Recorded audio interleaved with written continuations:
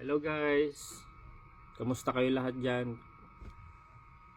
Bale, ipon reveal naman tayo ngayon. Okay, kasi pauwi na tayo. So, pakita naman natin yung ipon natin.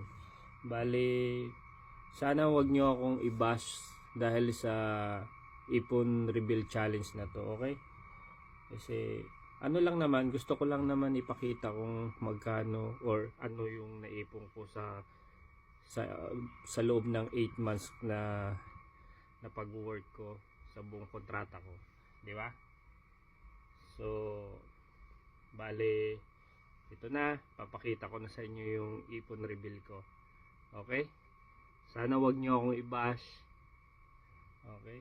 Deserve naman siguro na ipakita ko sa inyo yung ipon reveal ko. Bale, 1, 2, 3.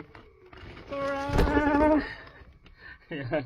Bale, guys, ito yung ipon ko sa buong kontrata ko. Okay? Bale, inipon ko to, hiningi ko sa mga kasamahan ko. Okay?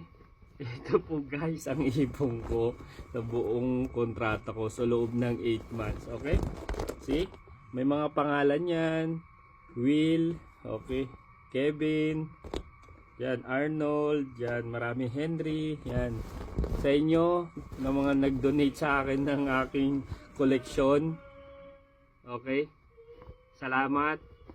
Sana sa susunod, sa next time na contract, pagbigyan nyo ulit ako, bigay nyo ulit sa akin yung mga duck nyo. Okay? Bali, ito po yung collection ko. Okay? Iba-iba po itong duck. Okay? Maraming salamat. Thank you so much. Part kayo dito sa aking collection. Okay? Makikita nyo to. Lalagyan natin to ng frame.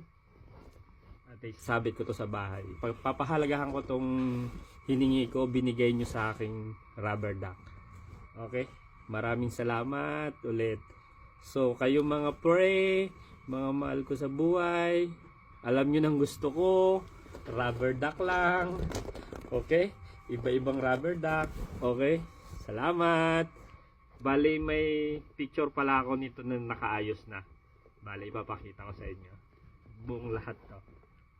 Okay? Maraming salamat ulit. Sana wag niyo akong i-bash sa ipon reveal ko. Okay? See you sa next contract.